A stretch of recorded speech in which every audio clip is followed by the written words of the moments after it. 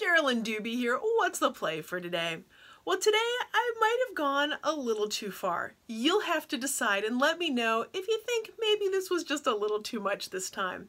So I'm doing some paint pouring and I wanted to do a dirty pour. And normally when I do a dirty pour, you fill a cup up with a whole bunch of different colors and you pour it on your canvas. And I had the hot glue gun out and I had some cardboard nearby and I started thinking, like, how on earth would it look if I did more than one cup at a time? What if I did a multiple cup dirty pour? And before I realized it, I had 6 cups glued to cardboard so that I could then dump them on there at the same time. And not only was it a lot of fun to fill them up, it was a blast to dump these on the canvas. So take a look and let me know if you think maybe 6 cups at once was pushing it just a little too far. In all these jars, I have acrylic paint and pouring medium. I actually have all sorts of different pouring mediums in here, and I've mixed up all sorts of colors. Now, why have I got all of this stuff? Well, that's because when I started paint pouring, I had to understand it. I was driven by curiosity to figure out why it did what it did. So that led to a lot of experimenting, which meant mixing up a lot of paint. It meant trying a lot of different things. And so the effect of that is I've got all of these jars to use up. Now, do you need this many colors? Absolutely not. What I actually found through my experiments is I really don't need a lot of colors. They don't really get used. I tend to like having mostly a red, a yellow, and a blue. But, well, I've got all this paint, so I can't let it go to waste. I'm going to use it up. As I was putting these together, I felt like I was channeling that summer I worked at Dairy Queen making all those parfaits. Of course, when I made them at Dairy Queen, they weren't nearly this colorful, and they were definitely edible. These, not so much for eating, but great for getting color on a canvas. Now the cups are getting pretty full here, so that means it's about time to get that canvas ready, make sure it's nice and level so that I can pour this color all over it.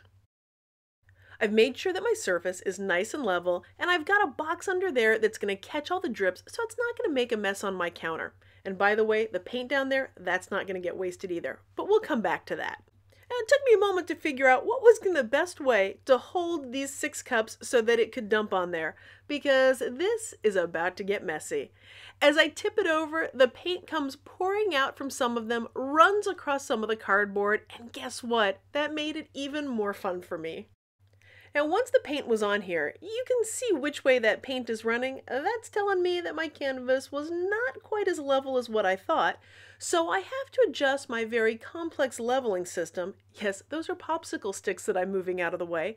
Now, when I originally set this up, I used a level. I haven't used a level now. Now I'm just eyeballing it because the paint, well, it's not running as much, so that says it's a little more level. And it's time to get some more paint on there and see what happens. I'm going to dump it around. I'm going to move it a little bit here and there. Those colors are going to mix and mingle. Oh, and by the way, this is not what it's going to look like by the end. It's going to go through quite a few changes before it dries. And you might be wondering, which pouring medium did I use in here? I've actually used 3 different pouring mediums. Basically I threw the kitchen sink at this because it was all sorts of jars of paint that I'd mixed up. So some of these have Floetrol mixed in, some of them have Liquitex pouring medium, and some of them have Americana pouring medium. Yep, they're all 3 in there. One of the things that I found very interesting through my experiments is that the ratio of paint to pouring medium for me is the exact same between all 3 of those pouring mediums. I mix them up the exact same way, whether I'm using the Liquitex, the Americana, or the Floetrol. So what's the point of putting that pouring medium in the paint? Why do I even bother with that? Why not just mix some water in there and let the paint run?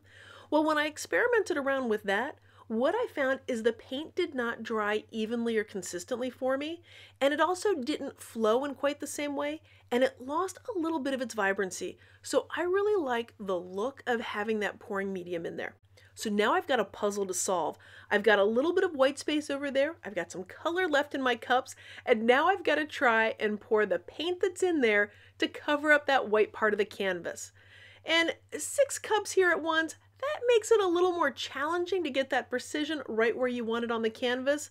But when you're using this much paint, by golly, I am going to get this whole thing covered. Now, it's probably not a surprise to you that when you put this much fluid on something that, say, doesn't have walls, it's going to go running over the side.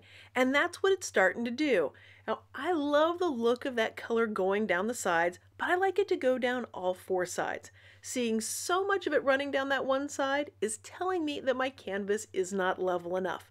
So what I'm going to do is bring in those fancy tools again, the popsicle sticks, and I'm going to use those to help shore things up. Because in my experiments, what I found is no matter how many times I read the level, the best thing to tell me if my canvas was level was the paint itself. Now, I do have the camera sped up a little bit because, well, this is kind of like watching paint dry if it goes in regular time. So that's why it's going a little bit faster here than what you might expect.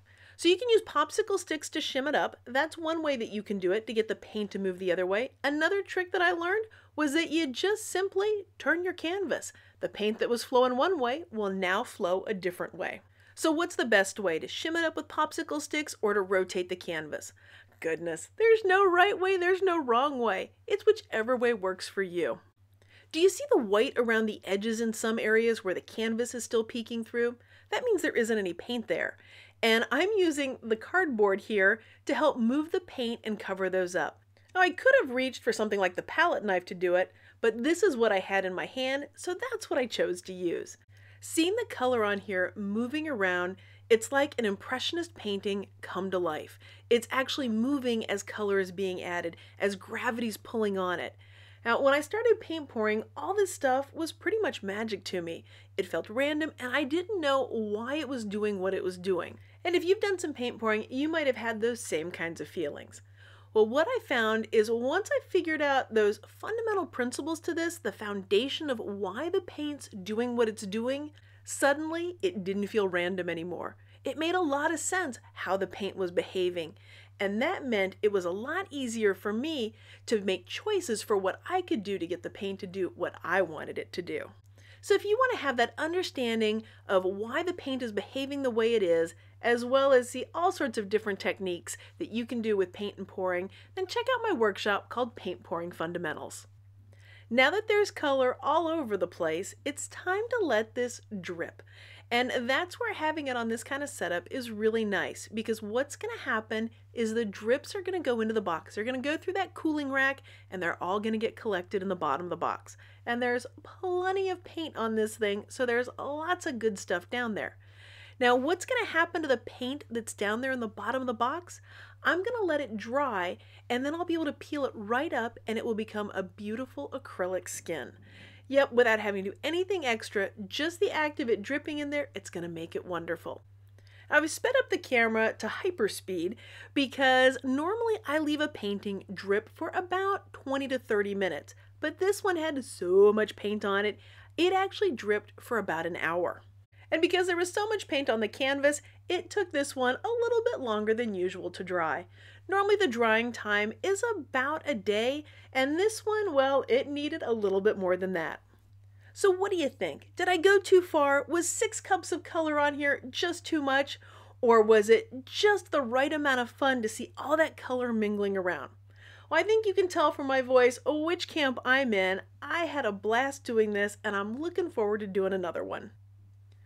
Once it's done dripping, and again for this one it was over an hour that it was dripping, then what I do is I move it to a drying rack. And that's a fancy term for basically a place where it can sit and nothing's going to be touching the edges of the canvas. Like right now they're touching the cooling rack, and I don't want it to dry completely there. So I'm going to move it over onto 4 plastic cups, and that's what I'm going to prop it up on while it does its drying. Well, thanks so much for joining me for today's color play. If you've been enjoying this video, I'd so appreciate it if you gave it a thumbs up. And if you're interested in finding out more about paint pouring, check out the workshop Paint Pouring Fundamentals. Thanks so much for letting me be a part of your colorful journey.